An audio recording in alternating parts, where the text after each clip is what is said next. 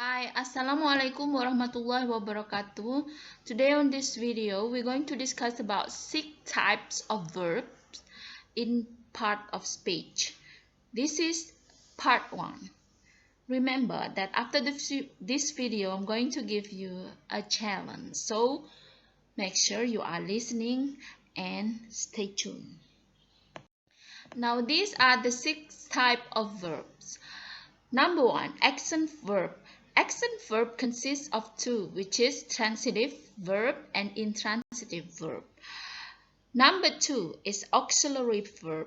Number 3 is stative verb. Number 4 is modal verb. Number 5 is phrasal verb. Number 6 is irregular verb. We're going to discuss it one by one on the next slide. Number 1 is action verb. So what is action verb? So action verb is the verb express specific action and are used anytime you want to show action or discuss someone doing something. It's important to remember that the action does not have to be physical. Okay? Remember that the actions of the verb, it's not always physical.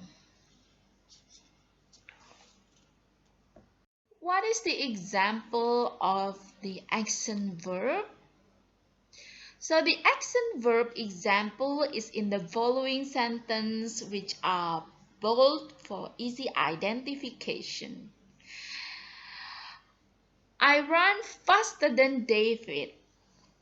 He does it well. She thinks about poetry all day long. So the word run, does, and think is the action verb. Why? Because to do it, you need an action. Okay? You need an activity. So that's why it's called as action verb. But remember, it does not have to be physical. So it could be think, it's not physical, right? But it's also action. Listen, also not physical, but it is an action. Okay? A transitive verb. Transitive verb are action verb that always express doable activity that relate or affect someone or something else.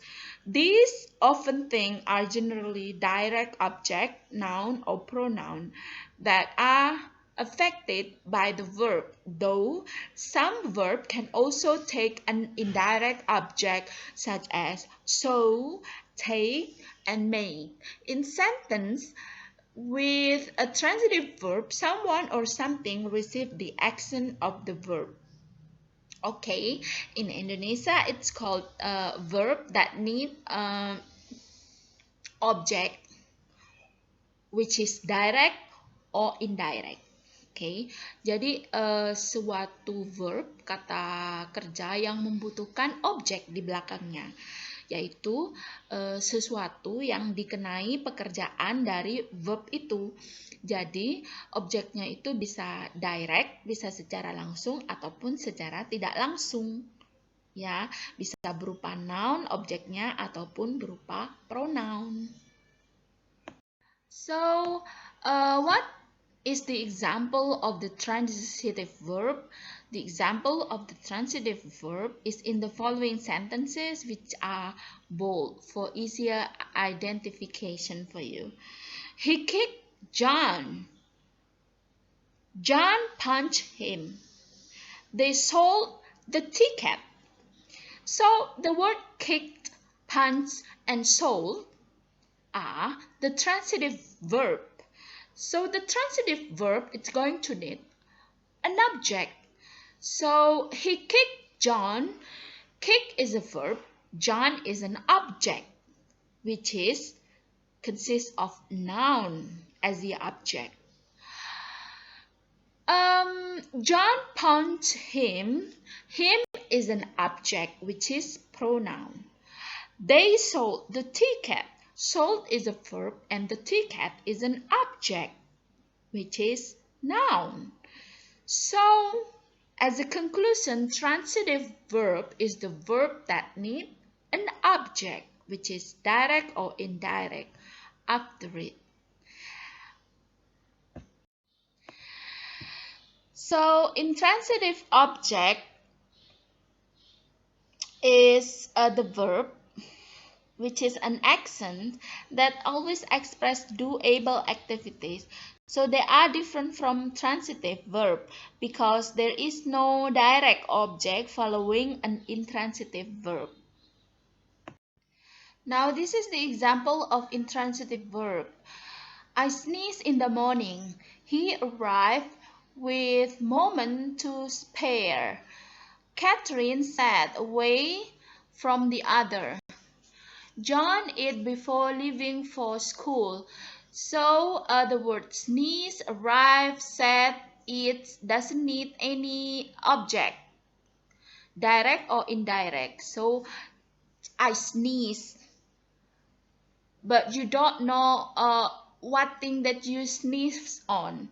It is sneeze in the morning, not sneeze on the table, not sneeze on the person. He arrived with moment to spare. He arrived to the Met Gala, not like that, okay? So it doesn't need any noun or any object after the verb of sneeze, arrive, sat, and eat. Okay, tidak memerlukan adanya objek sesudahnya, baik itu langsung ataupun tidak langsung. 2 is auxiliary verb. Auxiliary verbs are also known as helping verb and are used together with a main verb to show the verb tense or to perform a question or negative form. Common examples of auxiliary verb include have, might, and will. This auxiliary verb gives some context to the main verb. For example,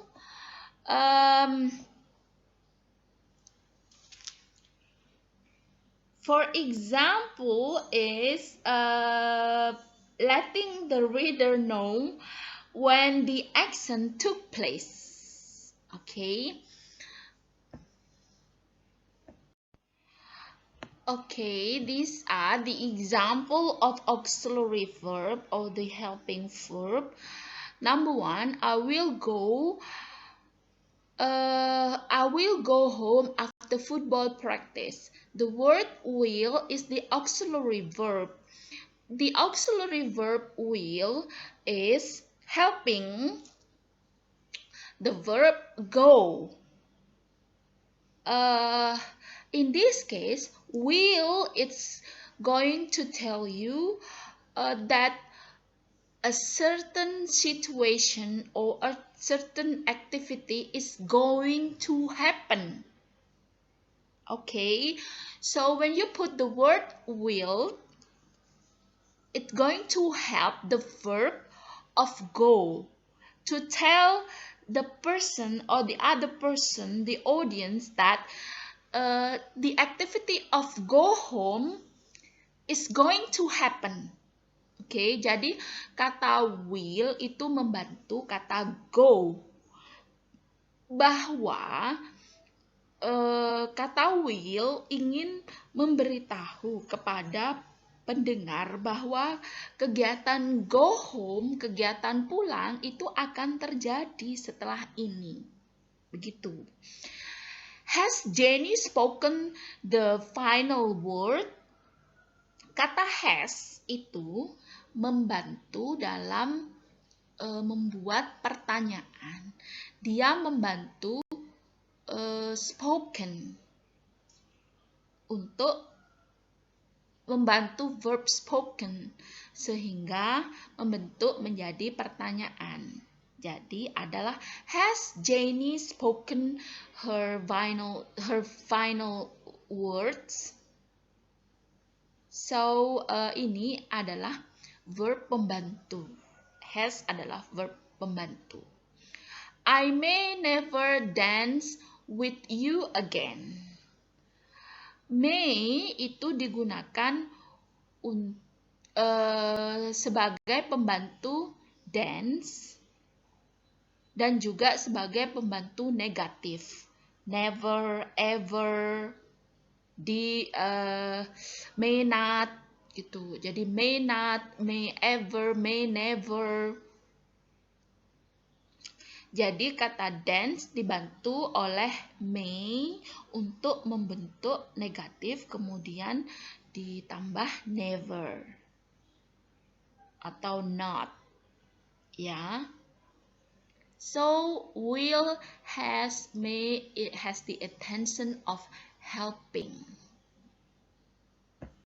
Okay, please make your own sentences of those type of verb. Make sure you write it on the comment section below. So thank you for watching this video. Make sure that you learn a lot from this video, and then see you on part 2.